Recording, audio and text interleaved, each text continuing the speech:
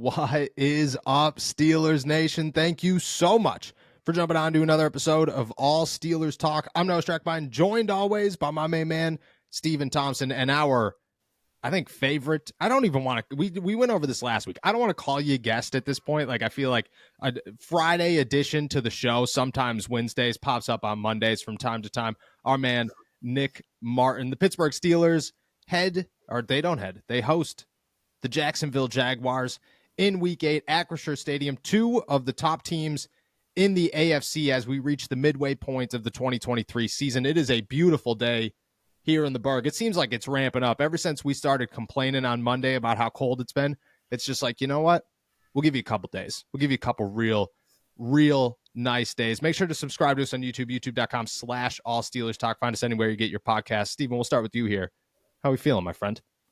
I'm feeling good because as soon as we hop off of this podcast, recording this podcast, I'm headed to tropical South Bend, Indiana, for Pitt Notre Dame this weekend. It's supposed to be real nice out there, like 70 degrees today, all sunshine. Beautiful. And everything. Yep. So I'm really excited about that. I'm a college football junkie, so like going to Notre Dame Stadium, even though I think Notre Dame could be pretentious and obnoxious sometimes, it is cool to be in that stadium, see that history, and take that all in.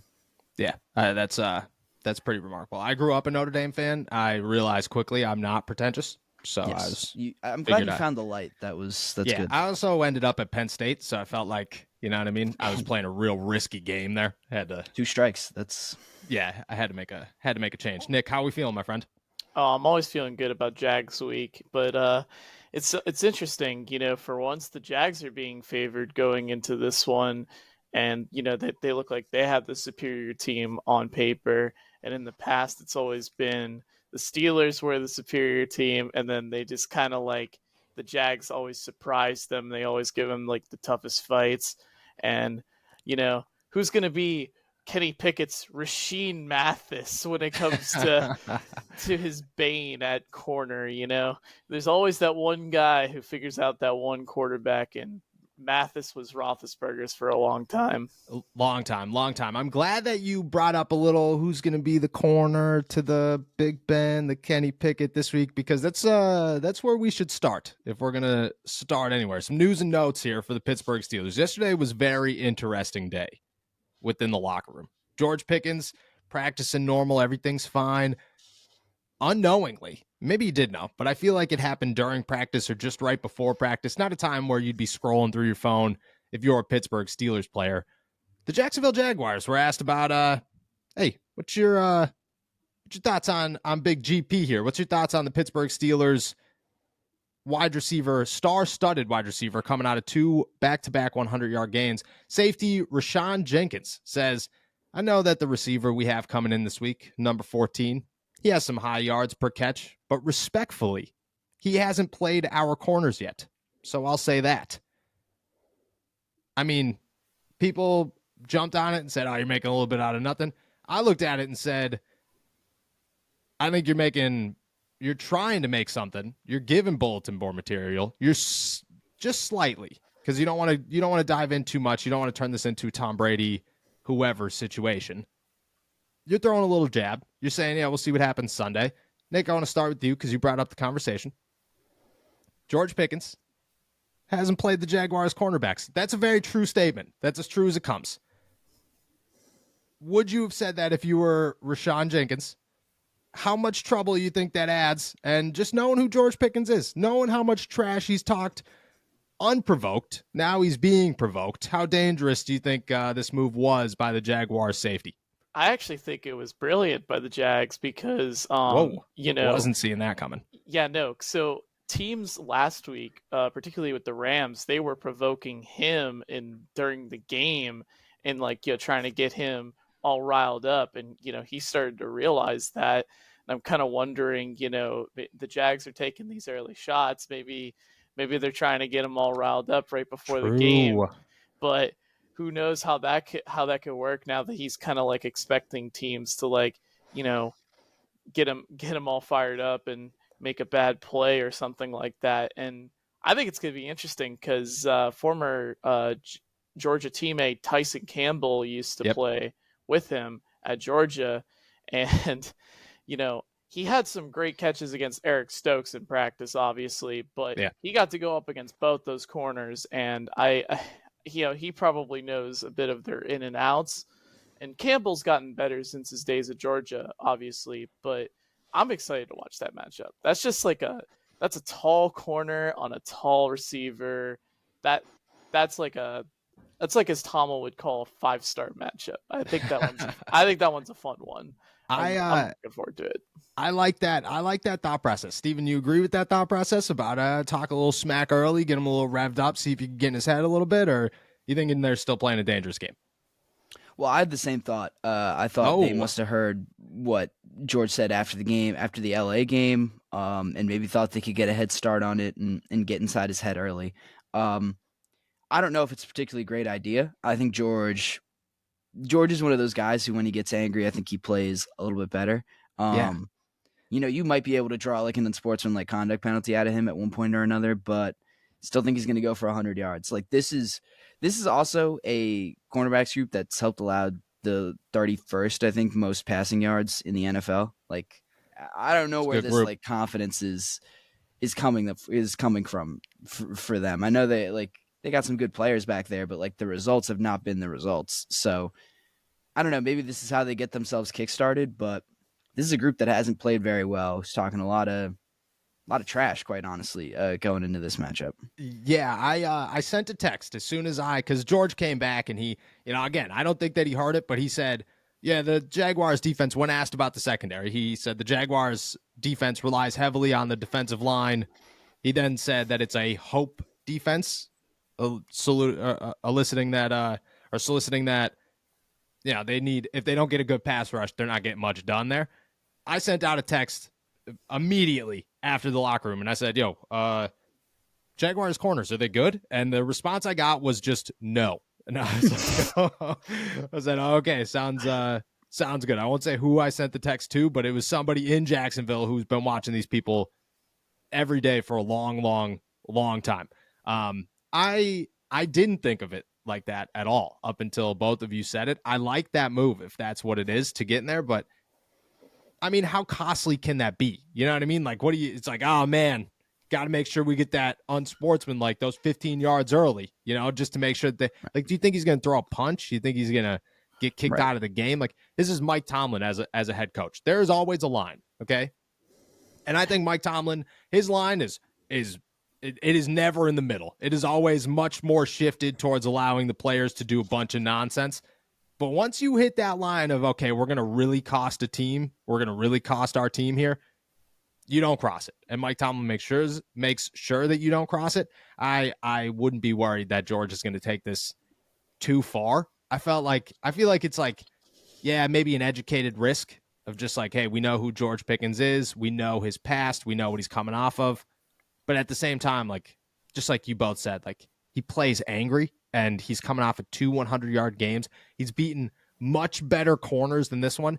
And you want to know what the easiest way to go about this if you're George Pickens is? If you just go for 130, make this look absolutely effortless, and you just ignore them. Like, and I think he's smart enough where, like, yeah, George is a hothead. I get it. But I think he's also smart enough in the game of trash talk to know that if he just shuts up and just gives him a little glance or something, like, that's going to make ESPN.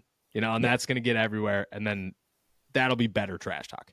Yeah, and like, I want to be clear. Like, I don't think George is going to try to fight anyone. Like, I know everyone's seen that video from him. Everyone's seen that video at Georgia of him from Georgia. Fighting someone from Georgia Tech. But like, yeah, I don't know. There's nothing in his 2-year career in the NFL that makes you think he is like overly aggressive or like he likes to talk his trash and like he's emotional too. But like. Yeah, it never drifts into something like that. That's what I'm saying. He's a wide receiver. Right. So, like, I think if you are, I think you hit the nail on the head in that this is a high risk, low reward play for the Jaguars to talk trash to George Pickens before you even step on the field against him. Yeah, Nick, I wanna direct this to you real quick. You brought up the 5-star matchup. What do you see in the Jaguars corner? You see anything in these guys? You just said that Campbell's good. He's coming back from an injury, if I believe so, right? Yeah, I believe so. Yeah. Campbell's about the only guy I'd be worried about at this point. The rest of that secondary is very inconsistent. I don't Good. expect them to hold up against a guy like Deontay Johnson if he so ends up playing. We'll get to that at some point, though. Yeah. I just like watching practice. You always get those scout jerseys, obviously, and you're like, oh man, who are they looking at this week? Without saying who that was out there, who wasn't out there, I didn't have to ask who the secondary was. You know what I mean? I didn't have to go, oh, who's that guy playing? Not once. And some weeks you have to. This week didn't have to do that one time. That tells you what the Pittsburgh Steelers believe in the Jacksonville Jaguars. That's a good transition. Nick, you're killing the transitions here this morning. Pittsburgh Steelers dealing with three injuries that popped up yesterday. A bit surprising. I guess 4 injuries. One of them came up Wednesday afternoon. The other 2 came up Thursday. Joey Porter Jr., Deontay Johnson, Larry Ogunjobi, and Levi Wallace all on the injury report. Levi dealing with the foot injury was a no-go on Wednesday, was limited yesterday. I think there's a big question mark about whether or not he's going to play this week. Terrell Austin, I mean, you talked to him yesterday, Steven. Not sure if you were there or at Canada for this one, but he said that he believes it may be nursing something. He didn't really have like a definitive answer on what's going on. Joey Porter Jr. says he's going to play. Could be a Joey Porter Jr., Patrick Peterson week for the Pittsburgh Steelers. We see this as a possible change of tides for the Steelers. Little Joey Porter gets some action, sees what happens. Maybe we make a move, and this is the beginning of Joey Porter Jr. as a starter in Pittsburgh. Yeah, maybe this just accelerates that process. I think it had been growing and building for a while. It was interesting what Terrell Austin said. He said that Levi was like nursing something. He didn't, get into details about what it was. I don't think Levi popped up on the injury report after the game, but like James Pierre had to come in for a few snaps. Austin said and play a little bit in his absence. It was a little odd, like usually it's pretty obvious when a guy, there are a million cameras at an NFL game. Like you can't dodge and a million and even more eyeballs at an NFL game. It's hard to dodge like an injury. Like it's hard to keep one of those things under wraps. And I don't think I heard anything about it on game day. So I don't know. It's a little concerning that it, pops up this late in the week and that, he's kind of dealing with it. But I think, like I said, we had been kind of trending towards some more Joey Porter progressively each week. So I don't think the Steelers feel all that. I mean, it hurts your depth, obviously. That's a starter right there. But, like, you have to throw Joey Porter in there for a few more snaps. Like, I don't think I'm concerned about that. I don't think the Steelers are concerned about that. I think you feel perfectly fine, especially given the way Levi's been kind of up and down throughout this year. So it's a loss for sure, but I don't think it's one that, significantly changes how I look at this game. Even if, and we don't even know if Levi's going to play or not on Sunday. Nick, do you, are you worried? Is there a part of you that, man, because there's a part of me that thinks that they're going to roll, if Levi can't go, they'll roll James Pierre out there on the other side because he could play both sides, and they've only rocked Joey on the left side. They've only rocked Joey on the left side.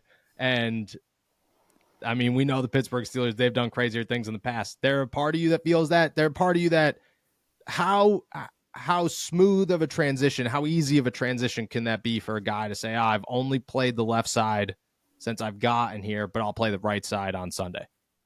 At corner, it's typically not as difficult as, say, like a position like tackle, because you're when like you're playing along the offensive line, a lot of times your technique, like it's almost like the opposite of how you feel.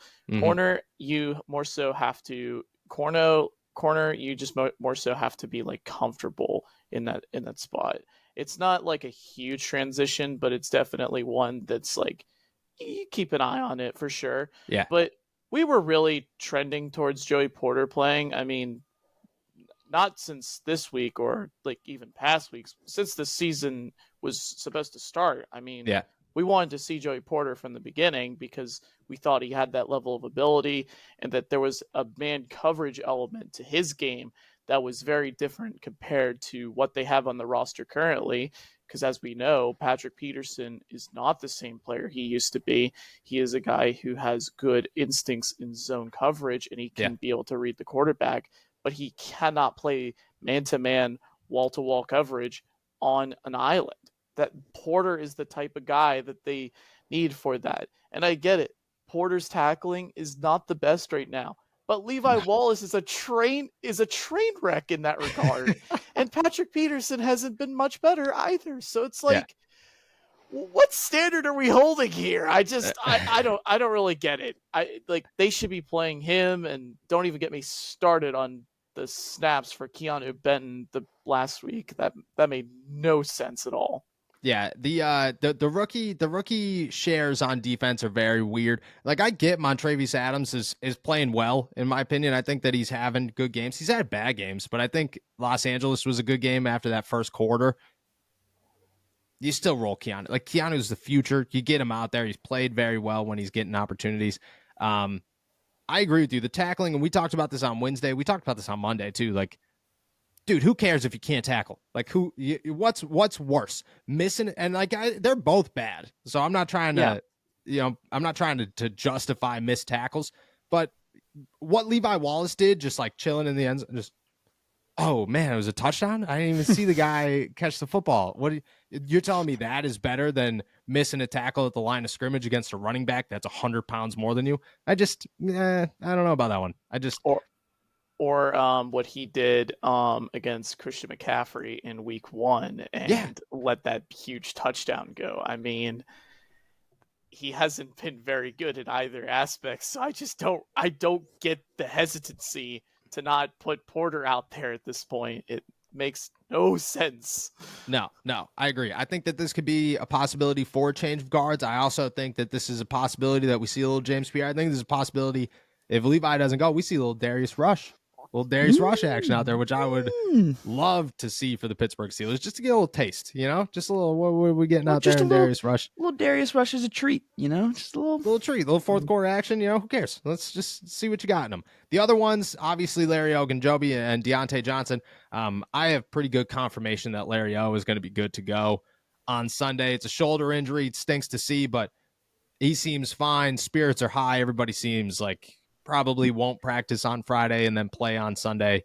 Just that's just Larry. What I have heard, he has an injury every week that he plays through.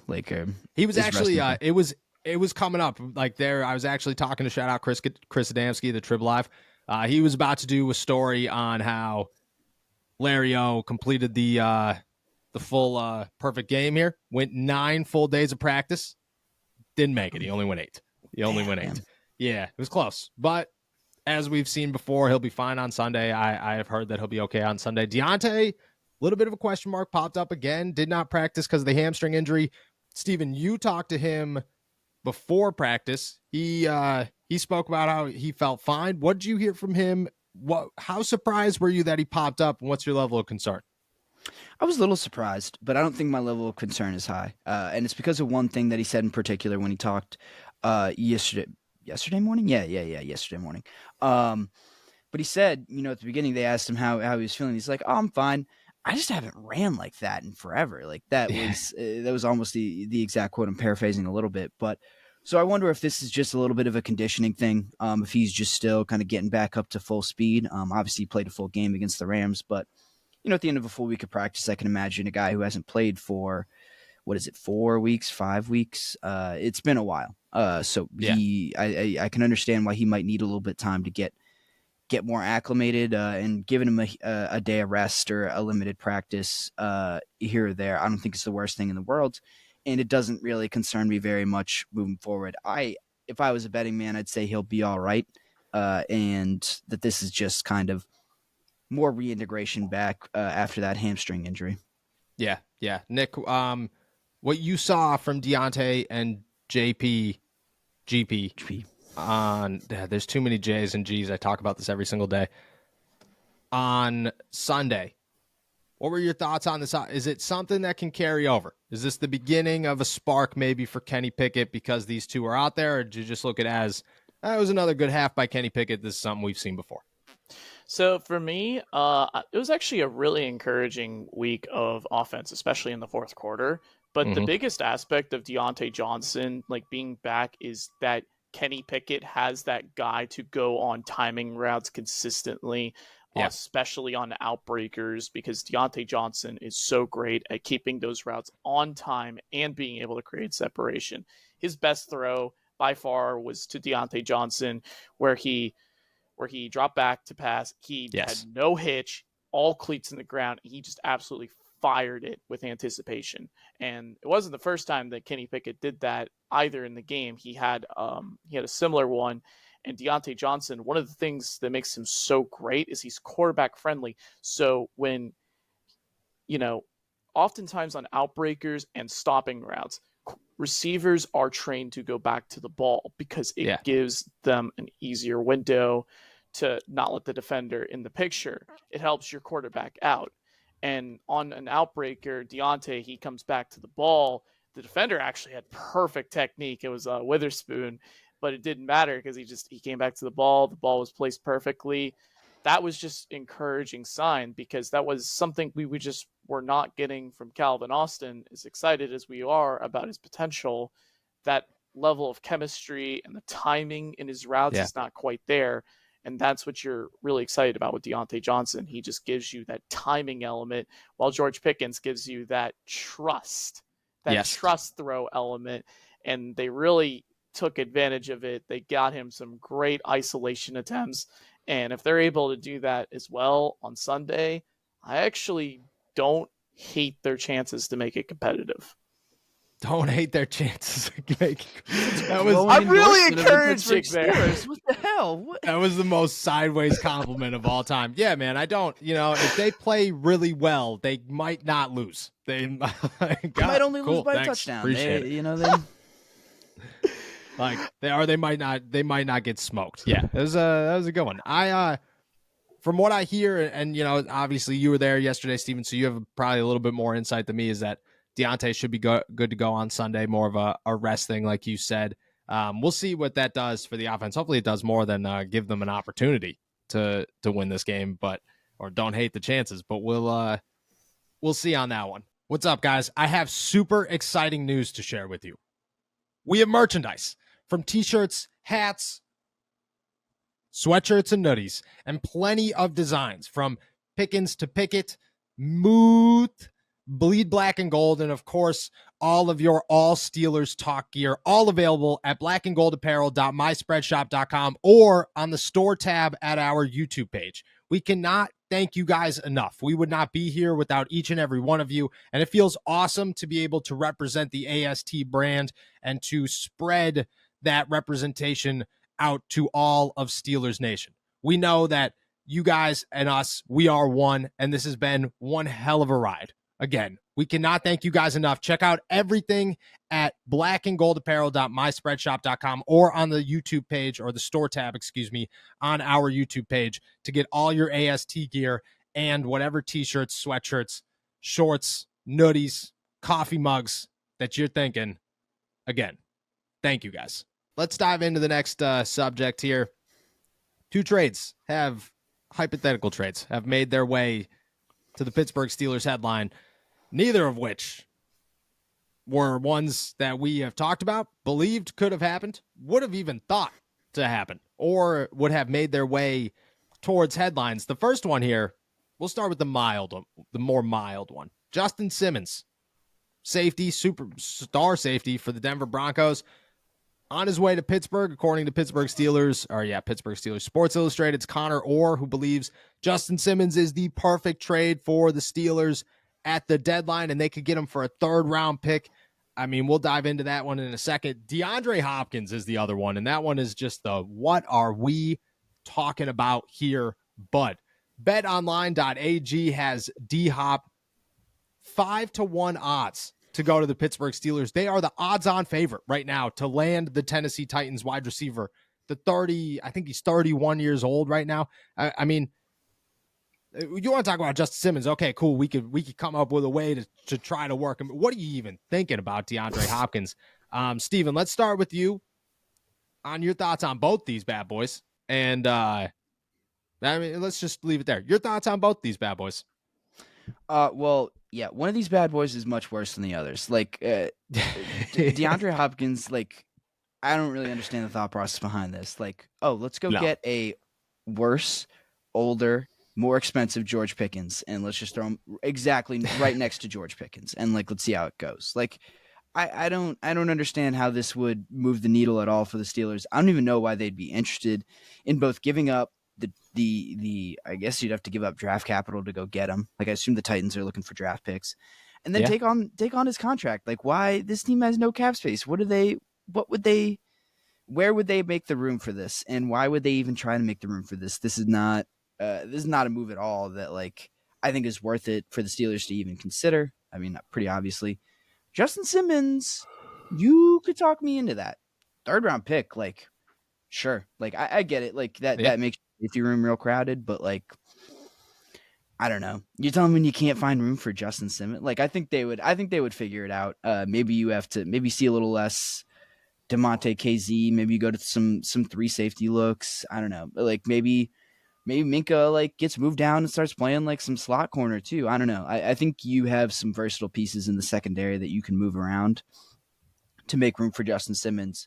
All that said, not very likely at all. Like that's probably not worth it at all. No, I don't think Omar Khan's sitting in the office today going, I wonder what it's going to take to get Justin Simmons over here. We should make some phone calls. We need him. Yes, no, it's not I don't think so. Nick, your thoughts on both these trades here? The DeAndre Hopkins one to me is I can't even keep a straight face when it comes to that one because I'm not quite sure how that fits. Literally, the best aspect of like what they need with a slot wide receiver in particular. Mm-hmm. Like, I guess the only way I can see this kind of working is if like. Okay, Hopkins is like the worst George Pickens, so that you plug him in isolation and you have Pickens kind of like block more in line. But I just think he's so good as an isolation threat.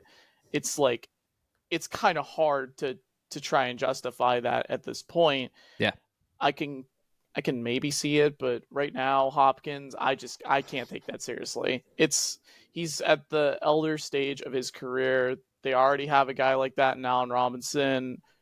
We don't need another one of those guys right now. If anything, they need to be looking to the draft because those types of picks would end up being big for slot receivers, even though I don't think slot is a very deep part of the draft class currently. But we'll get to that when we get to that. But, Justin Simmons makes a lot of sense, actually, from a need perspective. I think Simmons offers a lot of versatility to play both free safety, box, slot, absolutely a ton of stuff that he can do, and it would fit like a glove with Minkah Fitzpatrick. My problem is that contract is a little bit terrifying to look at. You're ginormous. $40 million for your safeties. I mean, yes, that's common practice in the NFL. How much cap space do the Steelers even have? Like what? Like they'd have enough to take it on this year. Next year it would get weird. Yeah, I'm not so sure I would want to take that contract on.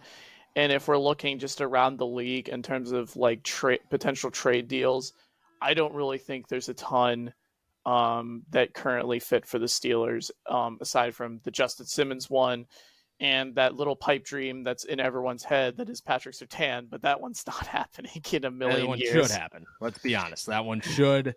If you're gonna throw the barn at anybody, if you're gonna say, hey, look, we'll just give it all. Who cares? Whatever. It's Patrick Surtain. Like, what do you need? Like, you're telling me that you're not gonna give up? I'd give up a first and a second, and I'd say, what are we gonna get in the first and the second round that we're not gonna get in Patrick Surtain? Nothing. Here's your first and second round pick. Take it. I think it very well would make sense to do that. The problem is I don't think the Broncos want to trade him. I think they're using him as bait for their other trade targets right now.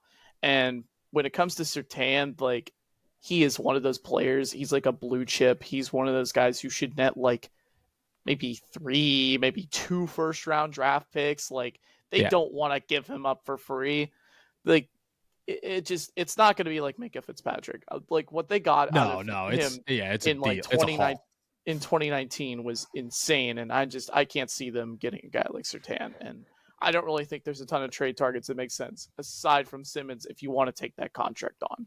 Yeah, so the Justin Simmons one makes, just like you guys said, makes a little bit of sense just because, like, to a point, you're just like, all right, well, what's too much talent in the secondary? Nah, not a bad thing, apparently. And you can move those guys around. Minka's already been playing a lot of slot, like you said, Steven. I could see him playing a little bit more. Justin Simmons does that. Maybe you can move. Demonte KZ's got a full year in the slot over in Dallas, so that could be a move as well. Keanu Neal's got, work everywhere, but I don't think Keanu Neal's necessarily played all that great this season. The big thing with Justin Simmons' contract here, just to spark a little bit more something on this conversation, there's an out next year where the dead cap's only $3.75 million. That's not terrible. Now, that being said, if you keep him, his cap hit is $18.25 million. So that's a lot of money for a safety on top of, I believe Minka's is right around the same price tag there, just about 18 something. That's too much money for safeties. If you're going to go do it, I think you're getting rid of everybody else next season. Like, you're looking at it and just going, all right, well, Levi's gone. He's not coming back. KZ's not coming back. Keanu Neal's not. Like, you're just clearing house to try and find somebody next to Joey Porter Jr. and then you move on and then you just build young around those guys. I also think he's 31 years old next season. Like, at what point are you taking a little bit of a risk? He's going to be looking for money after next season. That gets dangerous too. Look, if you go into Jacksonville and you win and you look real good and Kenny Pickett looks real good and Matt Canada fire Matt Canada chance don't make their way to the field at all, not one time. Maybe on Tuesday you're thinking of a crazy move just because you're like, well, screw it. Let's just see what we could pull this. Let's see what we could pull off. Let's see what we get done. Then it makes some sense. Besides that, Patrick Surtain's the only one I'm throwing the house at, and I'm going to get him. I don't care what I got to do. I'm going to get him. You got another young corner there, Nick. You do some scouting around the league. You got another young corner out there that maybe the Steelers can make a phone call for? Jalen Johnson was the other one, but he's looking to sign a contract in Chicago, I feel like. Yeah, that one's probably not going to happen. One that I saw, I was looking at PFF's website. PFF Brad mentioned Christian Fulton of the Tennessee Titans. I saw that. Who's had a very up and down career in Tennessee. I was going to say, he doesn't even look good this year. Yeah, it's not a very pretty trade landscape at corner and even safety, but like guys like Simmons are, those are the types of guys you take a chance on if you can get them for the right price. I don't really see too many other targets outside the guys we've mentioned currently. What about Dante Jackson? I don't think the Panthers part with him currently. I think young players like that, as much as like they're on expiring deals and stuff, they're not going to get the largest of hauls for a player like that as much as they want. Mm-hmm. And usually when they're trading those types of guys, they want second round draft picks. They want to try and surround Bryce Young with some talent. So I definitely get that, but they're probably not going to get the pick they're looking for. And if they're looking to sign Dante Jackson in the offseason, keep him at that point. But Jackson's a guy I'll leave on the footnote as a potential, but it would only depend if like they actually wanted to trade him. Yeah. Okay. All right. Not realistic. I don't know. Did you have a realistic one, Steven? You're looking at the camera like maybe you did. Like watching the Bills game, they were talking about Kyer Elam. He seems like a young guy with some talent. Second, they're looking to trade him already. Oh yeah.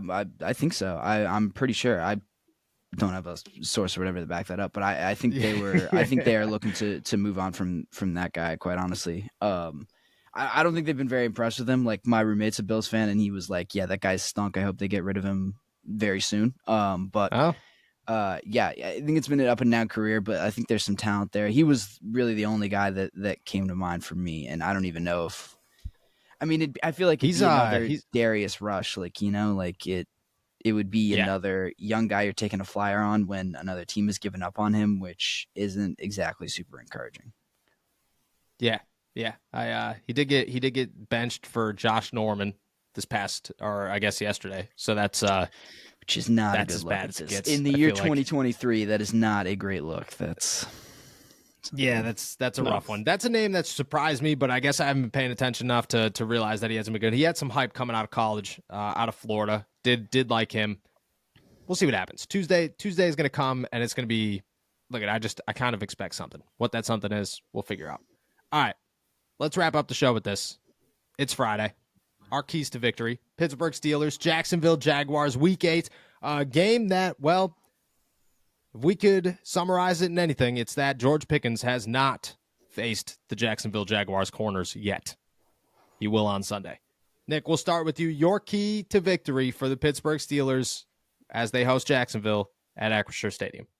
Well, as I've been trying to say, as they keep playing better and better offenses, the defense can't just keep, the turnover train up to keep them in this. And to some extent, it happened a little bit against the Rams, but that timely turnover by TJ Watt was so huge. Huge. I think really for the Steelers, you could see this offense. If there was a week to click, I think this is the week where it can click. If Deontay Johnson is healthy, if George Pickens, does channel the inner Hulk in him and dominates these corners, I definitely think that they have an absolute chance in this game. I mean, it's weird because I think this game, when it comes to, like, if you look at the Jaguars, like in terms of like their talent versus the Steelers, it's similar, but it's like the Jags have better coaching overall on the offensive side. But I think, I don't want to jinx this, obviously, but I think last week was probably Matt Canada's best that he's had as an offensive coordinator by far. And I think one of his best plays was actually it was actually an incompletion that did not, Connor Hayward was like, they did this like fake bubble screen. They had Hayward run up the seam, like fake, like he was going to block. And then he scooted out. And I was like, oh, Kenny, you got to throw that. Like, there were instances where Kenny was making up for his mistakes. And I think you're just honestly going to see this offense. If it's going to click, it's going to happen this week. If not, bring the back the fire Canada chance out. Like, obviously I'm thinking the offense has to really awaken this week. Because I don't think the Steelers pass rush, as great as it is going to phase a guy like Trevor Lawrence, who can navigate through muddy pockets, be able to make plays outside of structure, in structure with, bodies flying around him. It's going to be tough for those corners, especially Christian Kirk and Calvin Ridley. Ridley's been playing more as an X as opposed to a Z, but even in a static position, he could still beat a guy like Patrick Peterson if he were to be matched up with him. Like, that's a favorable matchup. So I'm definitely going to say that the offense starts to put it together, and I'm going to say they win. Whoa. Take it easy. No, we're not there yet. We're not there yet. Not there yet. We're there. We're almost there. All right, Steven, you go next. Your key to victory here. Yeah, my key is pretty much along prediction. I know what the deal is. I know the process. Don't need to educate me on that. But I'm kind of gonna walk the same line. I think you really got to be able to score in this game. I don't think this is going to be a shootout. Quite honestly, in my mind, if this is a competitive game, it will be a shootout. I think you have to be able to take advantage of a secondary that's been pretty bad. Quite honestly, I get that George Pickens hasn't played him before, but I think that's not something that it's not something the Jacksonville Jaguars should be encouraged by. And I don't think the Steelers are going to be able to stop that Jaguars running game. I think it's going to get out of hand pretty quickly, and then that offense can really break explosive plays if you're not containing the run, if you're not doing the little things up front. They can really break some big plays on you. So I think that's going to happen. I think the Jaguars are going to be able to score, so the Steelers got to be able to keep up and take advantage of that pretty porous passing defense on the back end for Jacksonville. All right, so I like both of those. Obviously, you gotta score, you gotta have a good day. But Kenny Pickett, Matt Canada, I agree with you, Nick. That was his best performance, and just from a standpoint of like, oh man, those were good NFL plays. I was like, oh, I've seen that one from other offenses. Actually, who would have thought that? They're crazy. Mine is the other side of the football here. I'm going defense. I'm saying for the first time this season, you got to stop the run, and you have to stop the run. Make this a one-dimensional team for the Jacksonville Jaguars. Force Trevor Lawrence to win this game. I think Trevor Lawrence could win this game. Like I think that Trevor Lawrence is one of the best young quarterbacks in the NFL and still developing, and has some serious weapons around him. But you got to put it in his hands. So you can't end this game and say, you know what, Travis Etienne could do whatever he wants and Trevor Lawrence could do what he wants, because we'll be fine. You won't be. You're not going to make that work. You got to be able to make this a one-dimensional game. That falls on Cole Holcomb. That falls on Quan Alexander, Landon Roberts, and it most certainly falls on that defensive line, starting with Larry Ogunjobi and hopefully a heavy dose of Keanu Benton in this one over Montravius Adams. And really, I like Adams, but I just think that if you're going to try to stuff the run, put Keanu there. He's not as much of a penetrator, but he is a run stuffer, which right now that's what you need. I'm going with stuff in the run. You do that, you give yourself an opportunity. You're not. This isn't a fully loaded offense at that point, and then you just kind of hope that nobody gets beat over top by Christian Kirk, which is probably going to happen at least once, and Calvin Ridley doesn't have himself a day. I don't know how you stop Christian Kirk if you're the Pittsburgh Steelers defense. I don't know if you got an option for that speed, but hopefully you figure that out, and hopefully you could have somebody over top. All right. Now, Nick, are you ready? Yes. All right. Your score prediction: Week 8, Pittsburgh Steelers, Jacksonville Jaguars. They're 2-0 in the last 2 weeks. Can they make it 3? Your thoughts? I'm gonna say they're playing at home. It's a big game. This could be a turning point in their season. If not, it could be just kind of like the same old as the season goes along. But I'm going to say they win 27-24 against the Jacksonville Jaguars. 7. I know 27 points. It's crazy. And I didn't want to think that at first, but like I if there was a week where this offense is going to put it together, I think it is this week. I think this is the type of defense that they can go up against and be able to score points.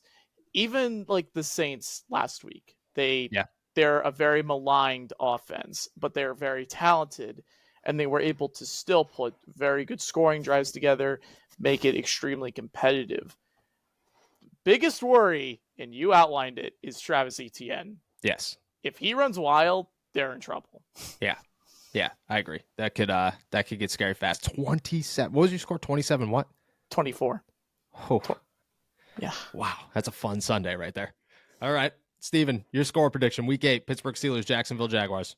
Hey man, if that's fun, I think we're gonna have even more fun. Oh my gosh, what are we doing here? I think the Steelers also score 27 points. I do think that comes in a loss, though. I think the Jags are gonna put up like 30 points. I think it's my final score prediction: 30-27 Jacksonville. I feel like I'm pretty afraid that Travis Etienne is going to actually run wild on them. And that he's going to have a ton of yards. They're going to control the line of scrimmage. They're going to break some explosive plays, and the Steelers will keep up. They'll do just enough to kind of keep up. I think they'll have a chance to win it, but for really the first time, we're going to see Kenny Pickett not be able to convert a late fourth quarter opportunity, and Steelers are going to walk away with a loss that I think you can still be somewhat encouraged by, but loss is a loss. So that is the worst type of loss. That is the worst. The losses where you're just like, man, you played good football. Those are the worst. Nobody wants those losses. You know what I mean? Either suck or win. Those are the only two things I feel. Because if you suck, you're like, okay, well, fire candidate chance could come back. But if you're good, if you score 27 points and you lose by 3, you're just sitting there just being like, fire Terrell Austin. Is that what we do here? I don't know. There's just that would be terrible. All right. 27 points, ridiculous. You guys are out of your minds, okay? Out of your minds. I'm going Pittsburgh Steelers over the Jacksonville Jaguars. Carry this winning streak to 3. Keep Stevens, which Steven, you've been going against your bold prediction every single week since. I have. Well, I guess the I last don't want 2 to weeks. jinx it. That's true. I'm sticking with it. I think the Pittsburgh Steelers pull this one off. They go 3-0. It's a tight one. 24-21. I'm going to keep it realistic here. Okay. Now with 27 points. It's been a decade since the Pittsburgh Steelers have scored 27 points, unless they lose to the Cincinnati Bengals. 24-21. I think Kenny gets it done. I think the offense looks smooth. I think the game is much further apart than it seems. And the Jacksonville kind of brings it close there at the end, gives them maybe an opportunity, but not a real opportunity. 24-21. 2 good weeks for Matt Canada. It's going to be a good one. It's going to be a good one. And we're the unrealistic ones. Okay, yeah. That's you called. I mean, if you're scoring That's 27 true. points, it's a good week for That's Matt true. Canada. It's a good week for Matt Canada with a loss. It's the worst way to do it. But 24-21. Nick, you're 27-24 Steelers, correct? Yes. All right, Steven, we'll see what happens on Monday. With that, we're heading out of here. Thank you guys so much for jumping on to another episode of All Steelers Talk. Make sure to subscribe to us on YouTube, youtube.com/All Steelers Talk. Find us anywhere you get your podcasts and check out all of our work at allsteelers.com and our pit coverage at InsideThePanthers.com. We will be back on Monday. Enjoy another beautiful week in the Berg. Peace.